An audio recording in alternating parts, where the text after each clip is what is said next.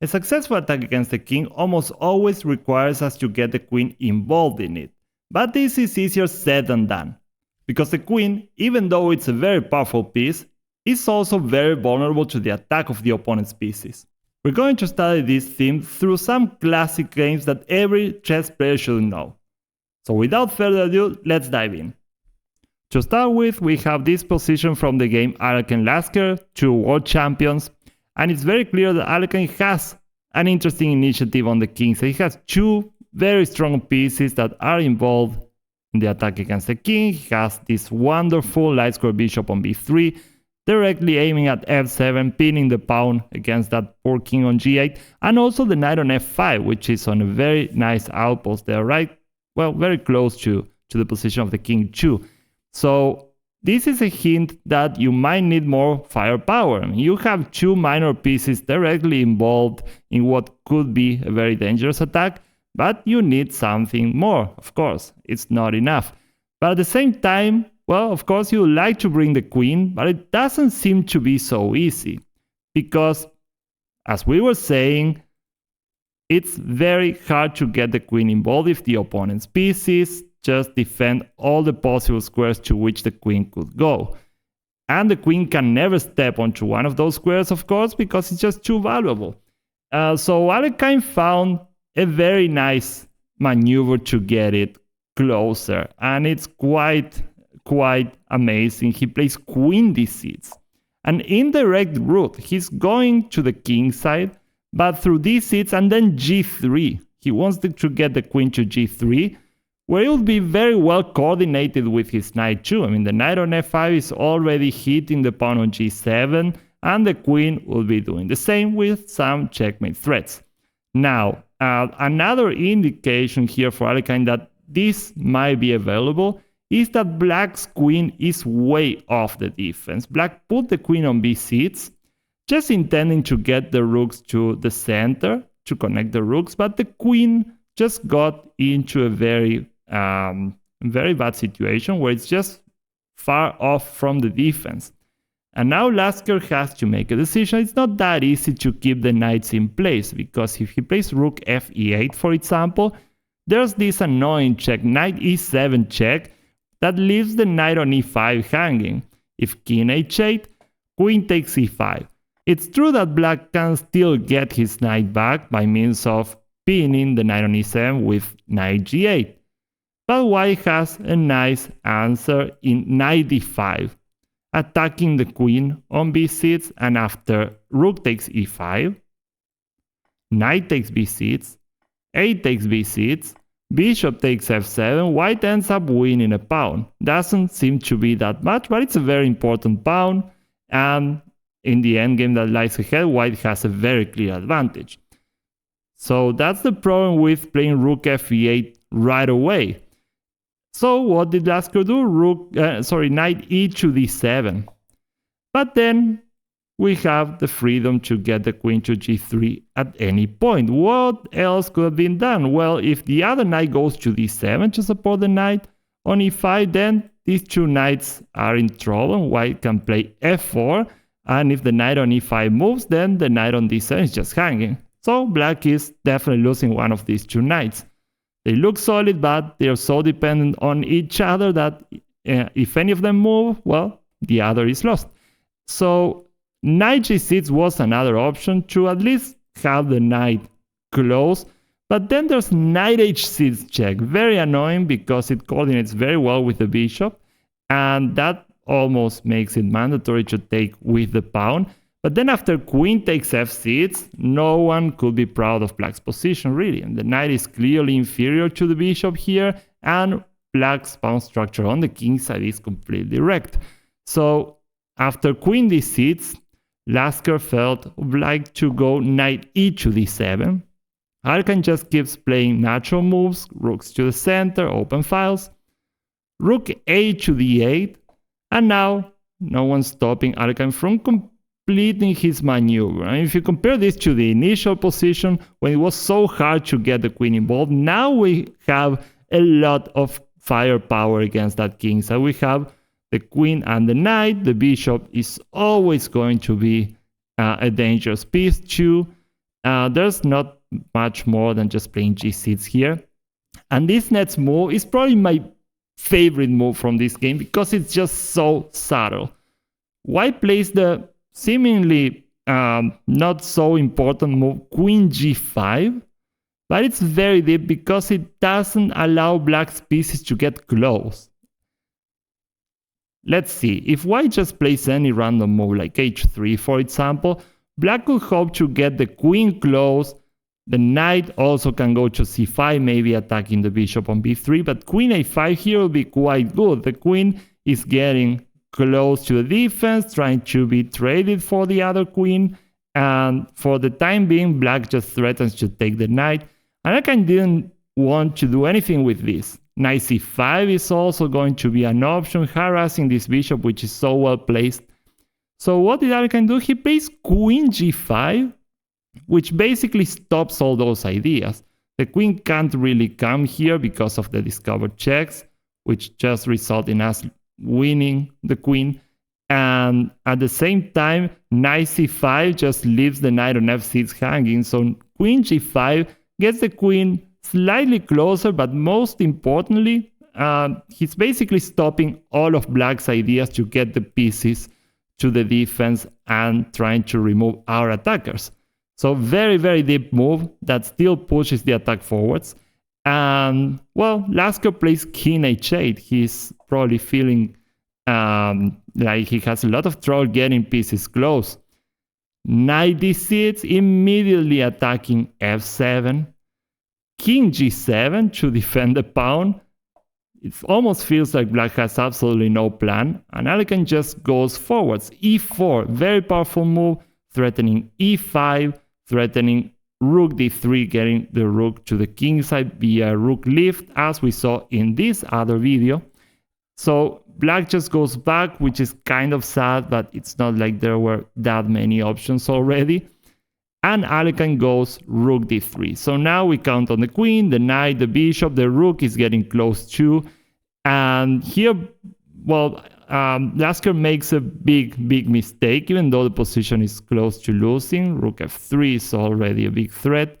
And he plays f6, which ended in a very spectacular and well-known combination. Alekhine just breaks through here. You can try to find the combination by yourself. I'm going to show you now. Knight f5 check to start with. The pawn g6 is pinned, so the king has to go to h8. And now, since rook h3 would basically be checkmate, because g7 is taken away by the knight, if only this pawn h7 weren't there, so white sacrifices the queen. Queen takes g6. And black resigned on the spot. The threat is just the simple queen g7 checkmate, and if h takes g6, rook h3, and there's nothing against the checkmate. Knight h6, rook takes h6, it's checkmate, the bishop takes away g8, the knight does the same with the g7 square. So we saw how Alekhine solved this problem of getting the queen involved very nicely with this elegant maneuver queen d6 and queen back to g3. And what were the preconditions that were needed? Well, black had some pieces, some very important pieces, like his own queen out of commission. It couldn't get back in time to defend the king, and white already had some attacking pieces around, which is very important. So when you get your queen involved, you want your attack to be in full power, and it was close to it. White, to crown his attacking efforts, just needed to bring his most powerful piece. The rest of them were waiting for her, and she got there in time. So let's take a look at the next example. This is a game by Alekhine-Stein with the black pieces against Ustinov, whom I don't really know, but Stein was definitely a world-class player, and he was playing with the black pieces in this position. And he clearly has some aggressive pieces. The knight on e5, the knight on h5, sorry, close to the king side. The bishop on b7, even though it bumps into white's pawn structure, we have so many pieces around that white will have to check out the sacrifices on f3, g2. So for the time being, the pawn on d6 is indirectly defended, even though these pawns look kind of weak. they're indirectly defended because if queen takes d6, there was always some queen takes c3. But black's attack has improved a lot. He also has the open g file, but he needed just something more, and he played this amazing move, queen back to d8. The queen bounces off the edge of the board and goes to h4 or g5 depending on the situation, and white is completely hopeless. Notice that this comes with a sacrifice. White can now take on d6 because we don't have an attack on the c3 knight anymore, but it's just too deadly of an attack for white to be distracted by taking these pawns. But alas, white can't do much more because the queen is getting access to h4 anyway, so he gets queen takes d6, and now queen g5, threatening the checkmate. Black is just letting go of all the pawns. Black can take on e6 with check, and it's more or less the same. Black is just gonna go knight f7, and now the threats are just too much to handle for white. For example, on rook g1, you can try to spot the checkmate. I'm gonna show it now. It's knight g3 check, the king is against the corner, and if h takes g, queen h5, it's just checkmate. The rook is on the way now. So after this, there was also bishop f1 as a defensive try, trying to keep g2 guarded, but then bishop takes f3. The bishop is interfering with the rook, which is not defending g1 anymore. So if pawn takes, queen g1 checkmate, and if anything else, well, we're also threatening the rook on d1, and white doesn't have this rook d2 because the rook falls. So the king side, seems to be falling apart completely. So white played bishop f1 right away, which doesn't really solve anything. Knight takes f3, again same theme. There's mate on g1. If g takes, we have queen g1 checkmate. So, well, white doesn't really have many options here. If queen takes e6 check, we just go king h8, and the problems remain because now we have a very concrete threat. If white just plays any move, let's say rook e2 to save the rook from the attack, now we have again a nice checkmate combination that again you can try to find, but it's the same idea. We always have this sacrifice opening the h file for us to play queen h5, and this time it's checkmate because the knight is controlling the g1 square. So after knight takes f3, things became extremely difficult for white, and he's completely losing, by the way. So he played rook takes c6 because the queen is still taking control of g3. Now knight g3 check fails to queen takes g3. So black closes the game with this very beautiful deflection sacrifice to get the queen out of that diagonal. I mean the h2 b8 diagonal with rook d7, and it was game over. White called it a day. If queen takes d7, there's nowhere to stay here really. Everything's controlled by the black pieces. And if queen takes d7, again the same sacrifice. Knight g3, h takes, queen h5. And this was kind of an extreme maneuver by the queen, but what it shows is that the queen is just extremely mobile. It's, well, by far the strongest piece because of its mobility. And black in just 2 moves got the queen from the queen side to right in front of the king, which is something that not many pieces can do, not this easily. Even though he leaves the pawns hanging, we've seen that, and you're going to see it a lot in many great attacking players' games.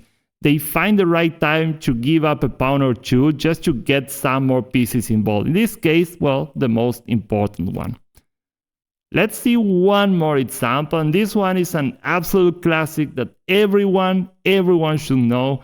It's a game between Tigran Petrosian and Vasily Smyslov, again 2 world champions. And even though Petrosian wasn't that widely known as an attacking player, he was extremely accurate when it came to attacking the king. Because, well, he was a world champion and he did everything more than fine, of course. And in this game, it seems like it has been pretty uneventful for some time, and the pawn structure is very symmetrical. But we have these 2 magnificent bishops on these 2 diagonals, looking directly at the king side, and that is on its own something that gives us hope of an attack. But what are we doing with the queen on c2? Well, Petrosian came up with queen a4, and there are some signs that the queen is due to get quickly to the king side. The lack of black's pieces around his own king, and there's not even a knight on f6. That makes us, well, much more inclined to go this way, because queen g4 or queen e4 is very easy to achieve without a black knight on f6. So after queen a4, black has a lot of difficulty stopping the queen maneuver, and there are other signs, like the vast majority of black's pieces are just stuck on the queen side. And again, we have a queen that's way off. I mean, the queen on b8 is never going to help stop white's attack. So rook fd8, and this game is a fantastic model of how to make progress in an attack, because everyone would go queen g4 maybe, and then black would defend with bishop f8, stopping the mate on g7, and then what? Well, Petrosian first tries to inflict some damage by making his opponent weaken himself. He plays queen e4, forming this battery, threatening queen h7 check with checkmate to follow, which basically makes black push the pawn on g6, but the pawn structure in front of the king is advancing and it becomes more vulnerable. Now, a sacrifice on g6 or on e6 is much more dangerous, because this pawn structure can easily fall apart. One pawn might fall after the other. So white now went queen g4, threatening bishop takes g6, which is just your typical demolition sacrifice to finish the king off. h5, kicking the queen out before that happens, but it's another pawn move in front of the king, queen h3, and now, well, black was probably kind of overwhelmed by the threats of g4, of bishop takes g6, and if f takes g6, queen takes e6, and he chose to play this move, which is just too weakening. e6 is also a target now, but it's kind of understandable. Apparently the most resilient was e5, but the sacrifice on g6 was very, very scary, honestly. But after f5, we still have to punish black for this, of course. And white played bishop c4. And the bishop had done its damage already on the b1 h7 diagonal, so it changes diagonals and attacks e6. Very typical device. So rook takes d1 check first, rook takes d1, king f7, only move to defend e6. Well, almost the only move. There was also knight d8, which is equally sad, can be said. So king f7, and white knows he needs to open up the position, or at least that if he achieves the opening of the center, the king will fall. So he goes e4 right away. The pawn break looks extremely strong. Of course, black can't really take. There's queen takes e6 check, followed by a quick checkmate most likely. And black goes queen f4, which is clever. I mean, he's desperately trying to exchange queens, which will be a huge relief for black. But tactics aren't working in his favor at this point. Rook e1, piling up on e6 even more. Queen g4, only move at this point. E takes f5, a wonderful, wonderful intermediate move. Because if queen takes h3, we take on e6 with check first, then we recover the queen, and there are so many threats around that black is completely toast here. We're still threatening to take the rook, we're still threatening to take on g6, and it's way too much. So after e takes f5, black took on c4. Yeah, it was a big sacrifice. It wasn't that easy apparently to pull this off, but what Petrosian evaluated was that after f takes g6 check, that king is completely out in the open on its own. If he takes on g6, the rook comes to e6 with check, and after king f7, queen f5, the attack is devastating. I mean, we have a couple of pounds for the piece only, but it's the situation of the king that really finishes the game basically. King e8, rook h6, there's not much against rook h8, for example. This is just a sample variation, but kind of shows what's the problem here. Tactics start to work out for white. Black barely defends with bishop f8, but at the very least we can trade queens, go rook h7 check with a skewer, and then we win our bishop back with a huge lead because we're up 2 pawns. Some other pawns are seemingly weak, so well, why would be winning anyway? So it was a deeply conceived idea, this combination. After f takes g6, not taking is a huge problem for black because the passed pawn is immense, it's just too strong. But he played king e8 anyways, trying to guard the king. After g7 we have this massive passed pawn. Well, black tried e5 to stop the promotion right away, but pawns keep falling and the king is never recovering from this. Rook d1 check, bishop d6, and bishop takes e5. Black is collapsing. He played knight d4, maybe hoping rook takes d4, queen c1 with checkmate on the back rank, but of course it's never gonna happen. Knight takes d4 and Smyslov resigned here. If bishop takes e5, almost anything wins. We could just take it back and we have 4 extra pawns with a completely open king for black, so it's completely losing. So you saw that all these games have something in common. The queen maneuvers were very clever to get the queen close, and there were some signs that the invasion of the queen with the help of other pieces would be decisive. Some of our opponent's pieces were just way off. We had a nice attacking position with minor pieces around to start with, and the involvement on the queen was right on time. Very, very powerful. So thank you for watching. If you like the content, please subscribe and leave a like. I will see you in our next video. Thanks a lot. Bye bye.